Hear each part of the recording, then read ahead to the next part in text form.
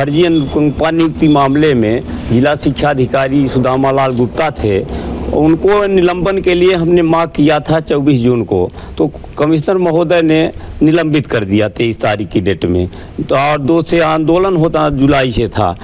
अभी 4 महीने हुआ, उनकी विभागीय जांच जारी है। उनको बहाल कर दिया गया, बहाल ही नहीं किया गया, पुरस्कृत कर दिया गया।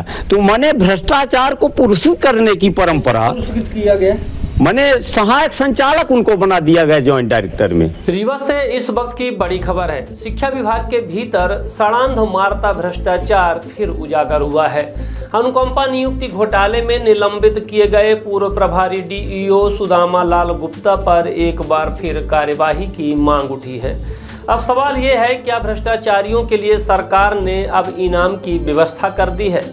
शहीद केदारनाथ के नगर तापेश्वर धाम में आयोजित पत्रकार वार्ता में आध्यात्मिक राष्ट्रीय पुनर्जागरण अभियान के राष्ट्रीय प्रचारक मुद्रिका प्रसाद त्रिपाठी विश्वामित्र ने साफ साफ कहा, भ्रष्टाचारियों को संरक्षण देना सरकार पर काला धब्बा है।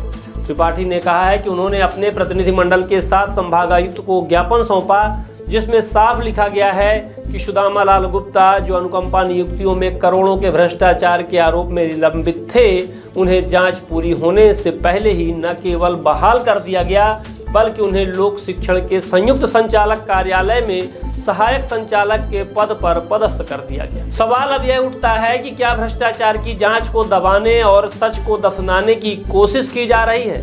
क्या शिक्षा विभाग अब भ्रष्टाचारियों के लिए पुनर्वास केंद्र बन गया है? ज्ञापन देने वाले प्रचारक मुद्रिका प्रसाद त्रिपाठी, कारदम ऋषि उमाकांत पांडे, विपिन कुमार सिंह और रामेश्वर गुप्ता ने कहा है कि यह बहाली जांच को निष्प्रभावी करने की साजिश है। एक ओर निलंबन का ढिढोरा पीटा गया, तो दूसरी ओर उसी अधिकारी को पुरस्कृत कर दिया गया। यह सरकार की दोहरी नीति को उजागर करता है। संगठन ने स्पष्ट चेतावनी दी है कि यदि एक सप्ताह के भीतर सुदामा लाल गुप्ता की बहाली का आदेश निरस्त नहीं किया गया, तो लोकतांत्रिक तरीके से उग्र आंदोलन छेड़ा जाएगा। धरना प्रदर्शन और जन आंदोलन के जरिए भ्रष्टाचार के खिलाफ निर्णायक लड़ाई लड़ी जाएगी। जनता अब पूछ रही है, क्या यही वह सुशासन है जिसके नाम पर सरकार वाहवाही लूटती है? क्या भ्रष्टाचारियों को बचाने के लिए पूरे तंत्र को मोहरा बनाया जा रहा है? रीवा जिले का यह मामला अब प्रदेश भर में चर्चा का विषय बन गया है, क्योंकि सवाल सिर्फ एक सुदामा लाल का नहीं, सवाल है उस सिस्टम का जो ईमानदारों को किनारे लगाकर भ्रष्टाचारियों को सिंहासन पर बैठा देता है। अगर सरकार ने इस बार भी आंखें मूंद ली, तो जनता की आवाज सड़कों पर गूंजेगी। भ्रष्टाचार मुक्त शिक्षा विभाग चाहिए, ना कि घोटालों का अड्डा। आइए सुनते हैं क्या कहना है। असल में तात्कालिक मामला तो एक रीवा में अभूतपूर्व घटना घटित हुई। एक जो फर्जी अनुकंपा नियुक्ति मामले में जिला शिक्षा अधिकारी सुदामा लाल गुप्ता थे, उनको निलंबन के लिए हमने मांग किया था 24 जून को, तो कमिश्नर महोदय ने निलंबित कर दिया 23 तारीख की डेट में। तो और 2 से आंदोलन होता जुलाई से था। अभी 4 महीने हुआ, उनकी विभागीय जांच जारी है। उनको बहाल कर दिया गया, बहाल ही नहीं किया गया, पुरस्कृत कर दिया गया। तो माने भ्रष्टाचार को पुरस्कृत करने की परंपरा पुरस्कृत किया गया, माने सहायक संचालक उनको बना दिया गया जॉइंट डायरेक्टर में, है ना। जो आरोपी है, तो शिक्षा जैसे क्षेत्र में क्या संदेश जाएगा कि हमारा अधिकारी 420 का आरोपी है और वो हमारे ऊपर शासन कैसा करेगा? ये प्रश्न चिन्ह है मानवीय। और सारा संभाग स्तब्ध हो गया कमिश्नर के इस आदेश से, और शासन के ऊपर एक बदनुमा दाग लग गया।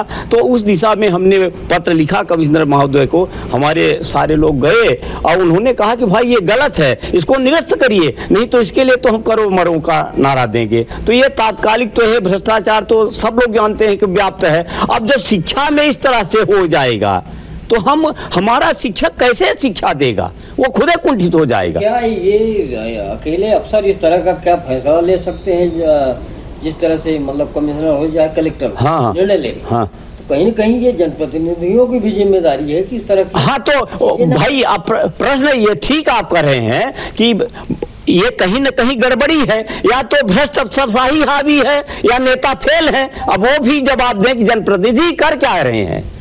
अब हम जो प्रश्न उठाए हैं तो उनके ऊपर भी प्रश्न है। या तो आप कहिए कि भ्रष्ट अफसरशाही आप ये कहिए कि हमारे बस में नहीं है, या तो आप फेल हैं तो हम जनता के बीच में जाएंगे, जन जागरण करेंगे, जन आंदोलन करेंगे, तो बताएंगे आने वाले चुनाव में हम देखेंगे कैसे आते हैं, कैसे चुने जाएंगे। जब आप बैठे हो इतना भ्रष्टाचार, माने चोर चौतरा न चचाओ को फांसी हो, ये कहाँ का नियम है?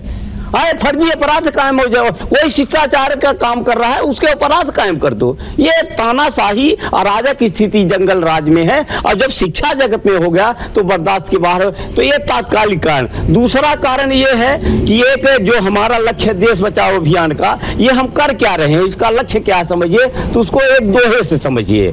आत्मज्ञान बिना सारा ज्ञान निरर्थक, जो देह निरर्थक प्राण बिना, गौ भक्ति बिना सारी भक्ति निरर्थक, जो यह सारा जीवन परमार्थ बिना। इस बात को प्रचार करने के लिए, बताने के लिए सारे देश में हम जाएंगे। और जो विश्व बंधुत्व का देश है ना, विश्व प्राणी शांति हो, प्राणियों सद्भावना हो, ये कामना करता है, तो उस के लिए हम काम करेंगे, जन जागरण और जगाएंगे। और दूसरी बात, अगला जो हमारा कार्यक्रम होगा, अगर हमारे देश में आजादी के 70 साल बाद गौवंश चले गए तो हमारा सनातन ढो गए, कुछ नहीं है। तो हम इन नेताओं से पूछेंगे कि गौवंश क्यों गया हमारा। और सभी कलेक्टर साहब ने एक आदेश, बड़ा सख्त आदेश जारी किया था, हाँ, आपने देखा होगा। जी जी, 1.5 महीने पहले जी हमको कहीं सड़क पर गौवंश दिखी है या कि ये, तो उसके लिए हम सख्त कार्रवाई करेंगे, सचिव को निलंबित कर देंगे। सचिव या कि नगर पालिका में जो संबंधित हुए है ना, तो इसका पालन क्यों नहीं हो रहा है? भाई ये बिना पेंदी के लौटे हैं, कब बोले, यही ना गरिमा खत्म हो गई कि आप कहते क्या हो करते क्या हो।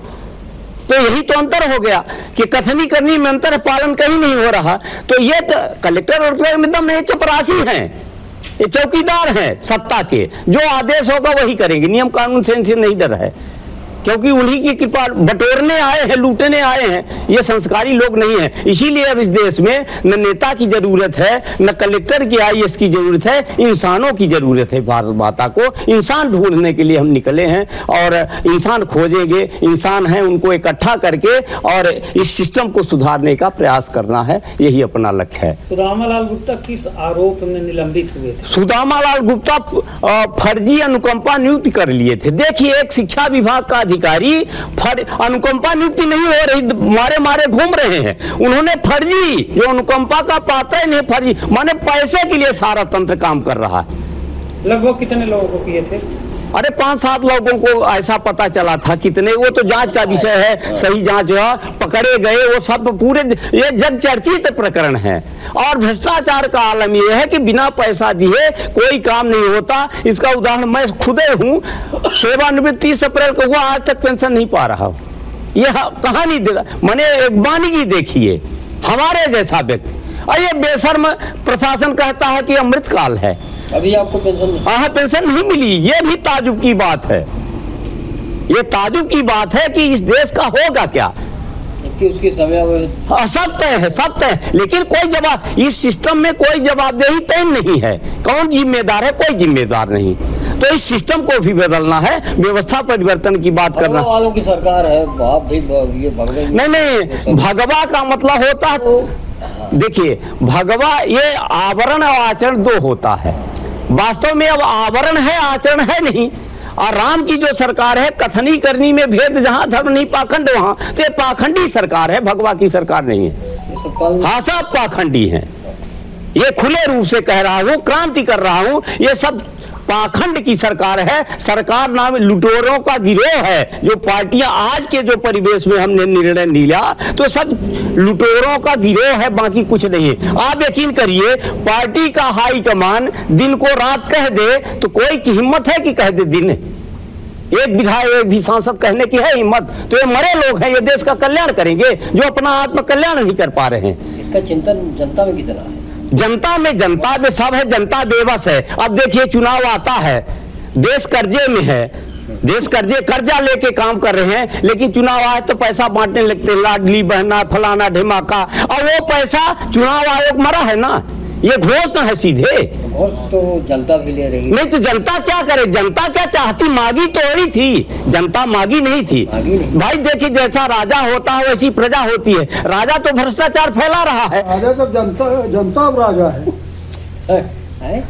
आज प्रजातंत्र। हाँ हाँ, उसके खिलाफ भी हम लोगों ने दिया था। हाँ सुनिए, उसके लिए हम लोकायुक्त से बात किए हैं कि भाई जितने आप पकड़ रहे हो चालान तो प्रस्तुत नहीं कर रहे हो। विभाग कहता है कि जब चालान प्रस्तुत होगा तब निलंबन होगा, तो उसकी सारी लड़ाई तैयारी बात हो रही है। तो पहला मुद्दा तात्कालिक राजा राम का है, अब इसके आधार पर सारे काम होंगे। हम लोग लड़े, गिलहरी सामर्थ्य के साथ जूझेंगे, ये शरीर को परमार्थ में खपाएंगे। राष्ट्र सर्वोपरि है हमारे लिए।